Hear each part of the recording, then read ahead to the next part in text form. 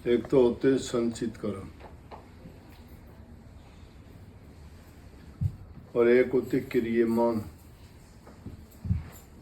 और तीसरे होते प्रारब्ध कर्म। संचित कर्म तो वो होते हैं एक जन्म से दूसरे जन्म में साथ चलते रहते हैं। जैसे किसी ने काम किया, उसका कर्म फल बना, वो उस कर्म को फल नहीं भोग पाया, तो उस कर्म को भोगने के लिए उसको अगले जन्म में भी वो कर्म साथ में जा भोगने के लिए। तो उस जन्म में भी किए और अगला जन्म आया उसमें भी किए। तो पहले जो नहीं भोगे गए थे वो बचे रह गए यूं के यूं, और उसमें भी उसके कर्म वो पूरे नहीं हुए और भी कर्म करे तो फिर संचित में और चले गए। जैसे बैंक में हम खर्च नहीं कर पाते, वो पैसे बैंक में जमा होते रहते हैं और जब वो पूरा हो जाए खाता तो अपने आप वो ब्रॉड फॉरवर्ड हो जाते हैं अगले। तो इसी प्रकार से एक जन्म से दूसरे जन्म में वो कर्म बढ़ते रहते हैं। दूसरे हो गए क्रियमान कर्म। क्रियमान कर्म वो होते हैं जैसे अब हम इस जीवन में करने लग रहे हैं, हमें पता है इस जन्म में जो कर्म करते हैं। और प्रारब्ध कर्म वो है जो पिछले जन्म का कर्म था और वो हमें इस जन्म में उस कर्म के कारण ये शरीर और वो कर्म भोगने के लिए मिला है। तो कर्म जब पूरे नहीं होते तो उसमें जमा होते रहते हैं और वो कितने जन्मों तक चलते रहते हैं। धृतराष्ट्र कहने लगा कि मुझे मेरे 100 जन्म याद हैं, 100 जन्म याद है मुझे कि मैंने कोई ऐसा कर्म नहीं किया, फिर मेरे 100 लड़के मेरी आंखों के सामने क्यों मरे। श्री कृष्ण जी कहने लगे कि मैं आपको दिव्य दृष्टि देता हूँ और 100 जन्म से पहले का जीवन देखो। तो उन्होंने उनको वो अपनी शक्ति दी और उसने 100 जन्म से पहले के जब जन्म देखे तो उस जन्म में भी वो राजा थे। राजा थे तो एक समय ऐसा आया कि समुद्र में जहाँ हंस रहते हैं कहीं, उनका पानी खत्म हो गया और पानी खत्म होने के कारण वहाँ मोती निपजने बंद हो गए, क्योंकि मोती शिप में होते हैं, शिप समुद्र में ही मिलती है। तो पानी नहीं रहेगा तो शिप भी नहीं रहेंगी, शिप नहीं होंगे, मोती कहाँ से होंगे। तो हंस जो है वो मोती चुगते हैं, दूसरी चीज कोई लेते नहीं। तो हंसों ने सोचा एक जोड़ा था कि अब यहाँ तो पानी खत्म हो गया और कहीं दूसरी जगह चल के कुछ समय के लिए वहाँ बिताया हुआ, जब तक पानी फिर इसमें भर जाएगा और फिर इसमें मोती पैदा होने शुरू हो जाएंगे, फिर आ जाएंगे। वो वहाँ गए तो जहाँ राजा धृतराष्ट्र पहले राजा था उसमें जाके कहने लगे कि हमारे इस तरह से हो गए और इस बात के लिए हम आए हैं राजा के घर। कहते हैं कि राजा घर मोतियों का के काटता।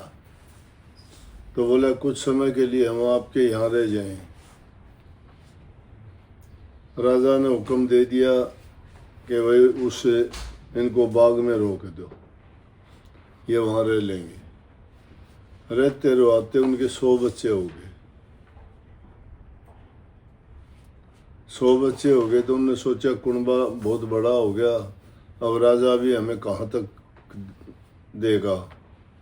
इसलिए चल जाके वापस देखेंगे, समुद्रों में पानी हो गया होगा तो वहाँ चले वापस।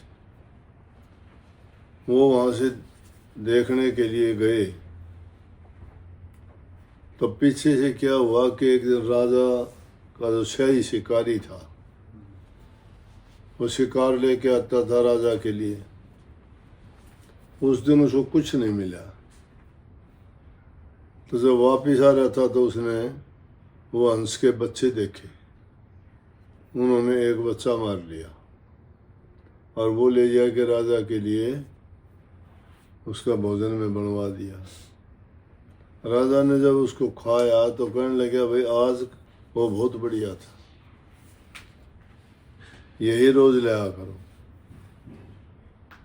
तो वो हंस और हंसनी आए, जब तक वो 100 बच्चे थे राजा को खा गया। अब शिकारी को ये हो गया कि कहीं दूर नहीं जाना पड़ता था, पास में ही था।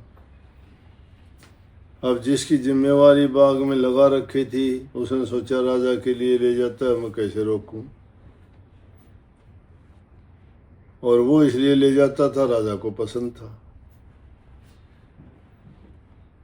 तो वो काफ़ी दिन के बाद जब वापिस आए तो आके कहने लगे, राजा हमारे बच्चे। बोला, भाई बच्चे तुम्हारे वहीं होंगे।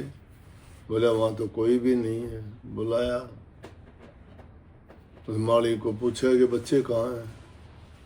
बोला, जी आपका शाही शिकारी जो था वो रोज़ाना लेके आता था। उससे पूछा, कहाँ ले गया तुम। बोला, जी आपने कही थी कि इनका मांस अच्छा लगता है तो मैं रोज़ाना लाता था, वो सारे आपके पेट में गए। बोला, तो राजा आपने 100 बच्चे खाए थे और वो खाए थे, उसके कारण से आपको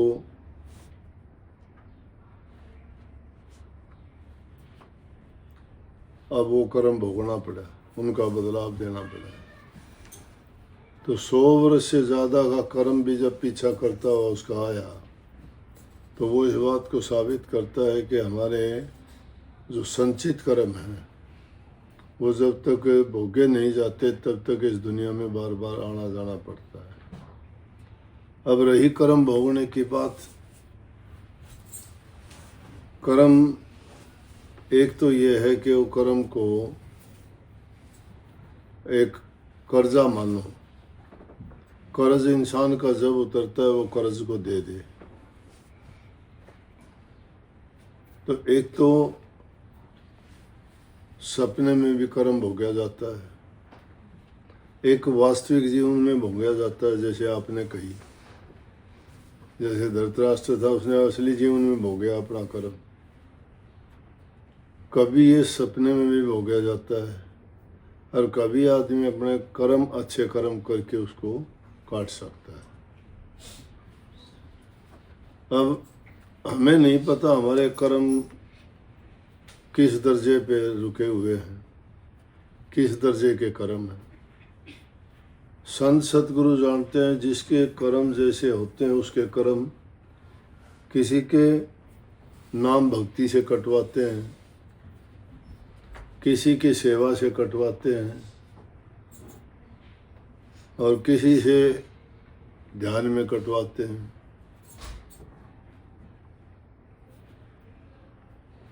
तो इस प्रकार से ये कर्म का सिलसिला है जो इस जीव को बांधे रखता है दुनिया में, और उसे कर्म के कारण ही इसका आना जाना होता है। कर्म प्रधान है।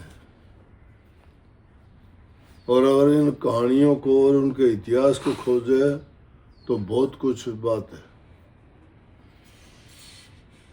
माता सीता के साथ क्यों ऐसा हुआ,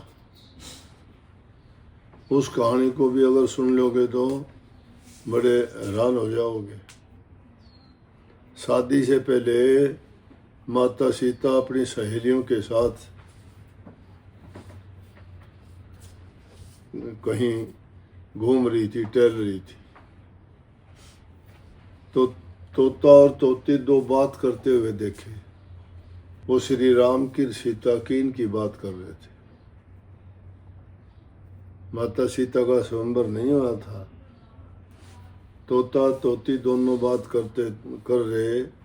उस कहानी को सुन के माता सीता अपनी सहेलियों से बोली, इनको पकड़ के लाओ। और तोता और तोती का जो जोड़ा था, उसकी सहेली उनको पकड़ के ले आई।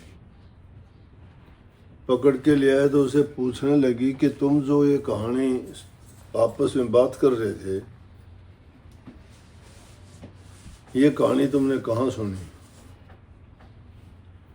बोले जी ये कहानी हमने वाल्मीकि जी के आश्रम में रहते हैं हम, और वो रोजाना जो है सुनाया करते, हमने वहाँ सुनी।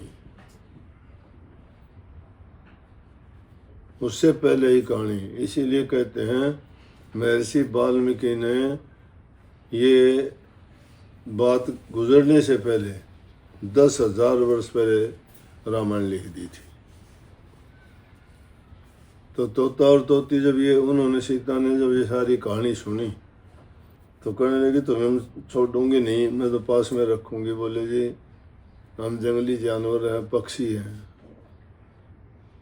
हम जो स्वतंत्र रूप से यहाँ इधर उधर अपने घूमते रहते हैं, पेड़ों पे अपने निवास होता है हमारा, फल खा के हम अपना गुजारा करते हैं, यहाँ हमें कैद करके ना रखो। बोले ना, मैं आपको रखूंगी। बड़ी जिद करी। आखिर में तोता ये कहने लगा, अच्छा एक काम कर ले, मेरी घरवाली गर्भवती है, इसके बच्चे होंगे, तो कम से कम हमें वो बच्चे हो जाने तक छूट दे दे, जब वो बच्चे हो जाएंगे हम वापस आ जाएंगे। नहीं मानी। तोते को तो छूट दे, तू जा सकता है, लेकिन मैं सीता इसको तो कैद में रखूंगी। तोती को, उसको कैद में रखी, उसके बच्चे हुए। और जब वास्तविक घटना हुई तो उसी कारण से तोते ने शराप दे दिया उसको कि तुम हमने जुदा करे है पति पत्नी ने, तन्ने भी इसी जुदाई बर्दाश्त करनी पड़ेगी। मेरे को तो छोड़ती है, तो इसको रखती है, और ये गर्भवती है, तो मैं जिस प्रकार से दुखी हूँ तो तेरे को इसी तरह दुखी होना पड़ेगा। माता सीता के साथ वो घटना हुई। श्री राम का उनका विचरण हुआ, गर्भवती थी, वाल्मीकि के आश्रम में जाके औलाद पैदा हुई। कर्म का खेल था ना, दुनिया में कर्म अटल है। और कर्म की बात सुनो, पांडवों के रखवाले श्री कृष्ण जी, सारा काम उनके करने से किया। अर्जुन ने इनकार कर दिया, मैं युद्ध नहीं करूंगा, किसके साथ युद्ध करूं? लेकिन श्री कृष्ण जी कहने लगे, दुनिया में कोई किसी का नहीं है,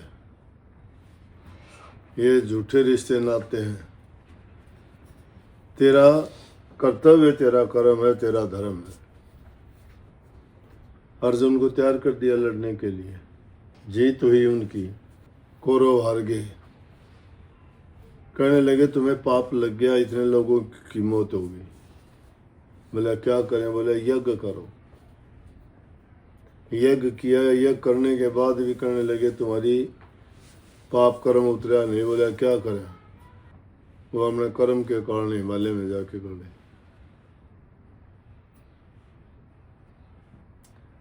इंद्र और चंदा की नीत खराब होगी। नारद मुनि ने इंद्र की अकल मार दी। कहने लगा कहाँ तुम इतना खुश है, तुम अप्सराओं को देख के। गौतम ऋषि की घराड़ी इतनी सुंदर है, पृथ्वी लोक पर तेरी एक भी अप्सरा इतनी सुंदर नहीं है।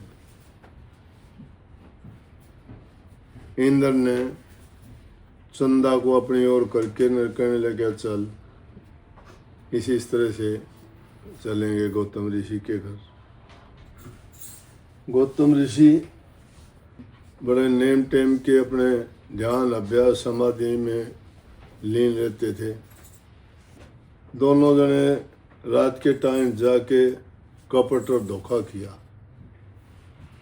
चंद्रमा ने तो मुर्गा बन के बांग दे दी। उस टाइम से पहले जो मुर्गा बोलता था सुबह, वो 4 बजे बोलता था, टाइम पर पक्का। उसने तो बांग दे दी। ऋषि ने सोचा कि स्नान करने का टाइम हो गया, धोती उठाए वो तो स्नान करने के लिए निकल गए गंगा की ओर। और पीछे से